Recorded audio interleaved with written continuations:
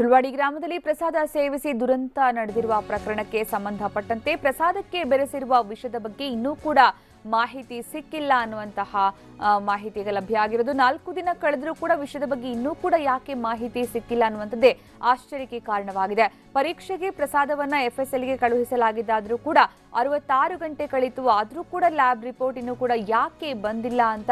Lab report ಬಾರದೇ ಇರುವ ಹಿನ್ನೆಲೆಯಲ್ಲಿ ಚಿಕಿತ್ಸೆಗೂ ಕೂಡ ತೊಂದರೆ ಆಗ್ತದೆ. ಯಾಕಂದ್ರೆ ಯಾವ ಒಂದು ವಿಷದ ಅಂಶ ಸೇರಿದೆ ಆಹಾರಕ್ಕೆ ಅನ್ನುವಂಥದ್ದು ಗೊತ್ತಾಗ್ಬಿಟ್ರೆ ಒಂದು ಕಡೆ ತನಿಖೆ ಕೂಡ ಸುಲಭ ಆಗುತ್ತೆ, ಯಾರು ಬೆರೆಸಿರೋದು ಅನ್ನೋದ್ರ ಬಗ್ಗೆ, ಯಾಕೆ ಬೆರೆಸಿರೋದು ಅನ್ನೋ ಬಗ್ಗೆ. ಇನ್ನೊಂದು ಕಡೆಗೆ ಯಾವ ವಿಷದ ಅಂಶ ಅಸ್ವಸ್ಥರ ಹೊಟ್ಟೆ ಸೇರಿದೆ, ಹೀಗಾಗಿ ಯಾವ ಟ್ರೀಟ್ಮೆಂಟ್ ಕೊಡಬೇಕು ಅನ್ನೋದ್ರ ಬಗ್ಗೆ ಕೂಡ ವೈದ್ಯರಿಗೂ ತೀರ್ಮಾನವನ್ನು ಕೈಗೊಳ್ಳೋದಕ್ಕೆ ಸುಲಭ ಆಗ್ತಾ ಇತ್ತು. ಆದ್ರೆ 66 ಗಂಟೆ ಕಳೆದ್ರೂ ಕೂಡ ಇನ್ನೂ ಲ್ಯಾಬ್ ರಿಪೋರ್ಟ್ ಸಿಗದೇ ಇರೋದು ಕೂಡ ಆಶ್ಚರ್ಯಕ್ಕೆ ಕಾರಣವಾಗಿದೆ. ಈ ಬಗ್ಗೆ ಹೆಚ್ಚಿನ ಮಾಹಿತಿ ನೀಡ್ತಾರೆ ನಮ್ಮ ಪ್ರತಿನಿಧಿ ರಾಮ್, ನೇರ ಸಂಪರ್ಕದಲ್ಲಿದ್ದಾರೆ. ರಾಮ್, ಈಗ 66 ಗಂಟೆ ಬೇಕಾಗತ್ತಾ ಲ್ಯಾಬ್ ರಿಪೋರ್ಟ್ ಸಿಗೋದಕ್ಕೆ ವಿಷಯದ ಬಗ್ಗೆ?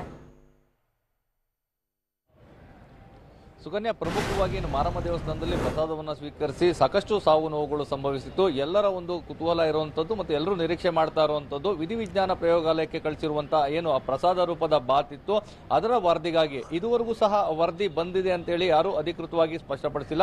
ಪ್ರಮುಖವಾಗಿ ಈ ವರದಿ 2 ವಿಚಾರಕ್ಕೆ ಬೇಕಾಗ್ತದೆ. ಒಂದು, ಇದು ತನಿಖೆಗೆ ಸಾಕಷ್ಟು ಸಹಕಾರಿಯಾಗ್ತದೆ. ಯಾಕಂದ್ರೆ ಈ ಒಂದು ವಿಧಿವಿಜ್ಞಾನ ಪ್ರಯೋಗಾಲಯದಲ್ಲಿ ಬರುವಂತಹ ವರದಿ ಮೂಲಕ ಆ ಒಂದು ಪ್ರಸಾದದಲ್ಲಿ ಯಾವ ವಿಷ ಮಿಶ್ರಣವಾಗಿತ್ತು ಮತ್ತೆ ಒಂದು ವೇಳೆ ಇದು ಬಹುತೇಕ ಕ್ರಿಮಿನಾಶಕವನ್ನ ಮಿಶ್ರಣ ಮಾಡಲಾಗಿತ್ತು ಅನ್ನೋ ಒಂದು ಮಾಹಿತಿ ವೈದ್ಯರ ಕಡೆಯಿಂದ ಬಂದಿದೆ. ಅವರು ಸಹ ಅದನ್ನ 99% ಅದು ಕ್ರಿಮಿನಾಶಕವೇ ಇರಬಹುದು ಅಂತೇಳಿ ಸ್ಪಷ್ಟಪಡಿಸಿದ್ದಾರೆ. ಹೀಗಾಗಿ ಆ ಕ್ರಿಮಿನಾಶಕ ಯಾವುದು ಮತ್ತೆ ಯಾವ ಕಂಪನಿದು ಇದೆಲ್ಲವೂ ಸಹ ಗೊತ್ತಾದ್ರೆ ಖಂಡಿತವಾಗಿಯೂ ಆ ಬೆಳೆಗಳಿಗೆ ಏನೋ ಆ ಕ್ರಿಮಿನಾಶಕವನ್ನು ಬಳಸ್ತಾರೆ, ಯಾವ ಭಾಗದಲ್ಲಿ ಅದನ್ನ ಬಳಸ್ತಾರೆ, ಈ ವಿಚಾರವಾಗಿ ಒಂದು ತನಿಖೆಯನ್ನ ಮಾಡಬಹುದು. ಅವಾಗ ಆರೋಪಿಗಳನ್ನ ಪತ್ತೆ ಹಚ್ಚೋದಕ್ಕೆ ಇದು ಸಹ ಸಹಕಾರಿಯಾಗ್ತದೆ ಅನ್ನೋ ಒಂದು ಮಾಹಿತಿ ಇದೆ. ಹೀಗಾಗಿ ಆ ವರದಿ ಸಾಕಷ್ಟು ಮಹತ್ವವನ್ನ ಈ ಒಂದು ಪ್ರಕರಣದಲ್ಲಿ ಪಡ್ಕೊಳ್ತದೆ.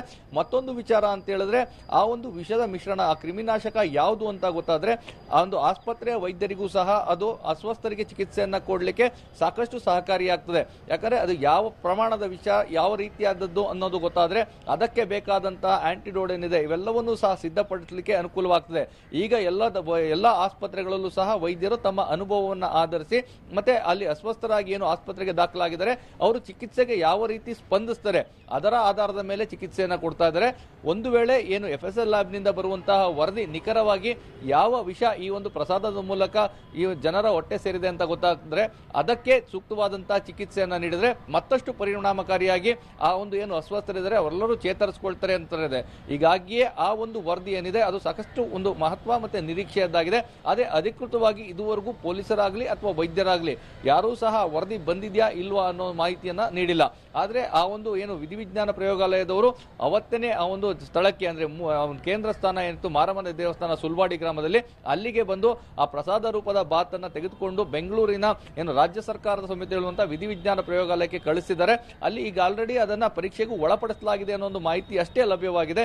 ಇದನ್ನು ಅಧಿಕೃತವಾಗಿ ಚಾಮರಾಜನಗರ ಜಿಲ್ಲಾಧಿಕಾರಿಗಳು ಸಹ ನೀಡಿದ್ದಾರೆ, ಎಸ್ಪಿ ಸಹ ಮಾಹಿತಿ ನೀಡಿದ್ದಾರೆ. ಆದ್ರೆ ಆ ವರದಿ ಬಂದಿದ್ಯಾ ಇಲ್ವಾ ಅನ್ನೋದನ್ನ ಯಾರು ಸಹ ಇದುವರೆಗೂ ಸ್ಪಷ್ಟಪಡಿಸಿಲ್ಲ. ಇದರ ಜೊತೆಗೆ ಮೈಸೂರಿನ ವಿವಿಧ ಆಸ್ಪತ್ರೆಯಲ್ಲಿ ಈಗಲೂ ಸಹ 91 ಜನರು ಚಿಕಿತ್ಸೆಯನ್ನ ಪಡೆದುಕೊಳ್ತಾ ಇದ್ದಾರೆ. ಅದರಲ್ಲಿ ಸುಮಾರು 28 ಜನರ ಸ್ಥಿತಿ ಈಗಲೂ ಸಹ ಗಂಭೀರವಾಗಿದೆ ಅಂತ ತಿಳಿದು ಬಂದಿದೆ. ಕೆಆರ್ ಆಸ್ಪತ್ರೆಯಲ್ಲಿ ಏನು ದಾಖಲಾಗಿ ಚಿಕಿತ್ಸೆಯನ್ನು ಪಡಿತಾ ಇದ್ದಾರೆ ಅವರ ಪರಿಸ್ಥಿತಿ ಸುಧಾರಿಸಿದೆ, ಅವರನ್ನ ವಾರ್ಡ್ಗಳಿಗೆ ಶಿಫ್ಟ್ ಮಾಡಿದ್ದಾರೆ. ಆದರೆ ಮೈಸೂರಿನ ಅಪೋಲೋ ಆಸ್ಪತ್ರೆ, JSS ಆಸ್ಪತ್ರೆ ಸೇರಿದಂತೆ ಖಾಸಗಿ ಆಸ್ಪತ್ರೆಯಲ್ಲಿ ಚಿಕಿತ್ಸೆ ಪಡಿತಾ ಇದ್ದಾರೆ. ಅದರಲ್ಲಿ ಕೆಲವರ ಪರಿಸ್ಥಿತಿ ತೀರಾ ಗಂಭೀರವಾಗಿದೆ. ಇನ್ನೂ ಸಹ ಏನು ಕೃತಕ ಉಸಿರಾಟದ ಮೂಲಕವೇ ಅವರು ICUನಲ್ಲಿ ಚಿಕಿತ್ಸೆಯನ್ನ ಪಡಿತಾ ಇದ್ದಾರೆ ಅನ್ನೋ ಮಾಹಿತಿ ಲಭ್ಯವಾಗಿದೆ. ಹೀಗಾಗಿ ಆತಂಕ ಸಹಜವಾಗಿಯೇ ಮನೆ ಮಾಡಿದೆ. ಇಂತಹ ಸಂದರ್ಭದಲ್ಲಿ ಆ ವರದಿ ಬಂದ್ರೆ ಖಂಡಿತವಾಗಿಯೂ ಅವರಿಗೂ ಸಹಕಾರಿ ಆಗ್ತದೆ. ಸುಕನ್ಯಾ.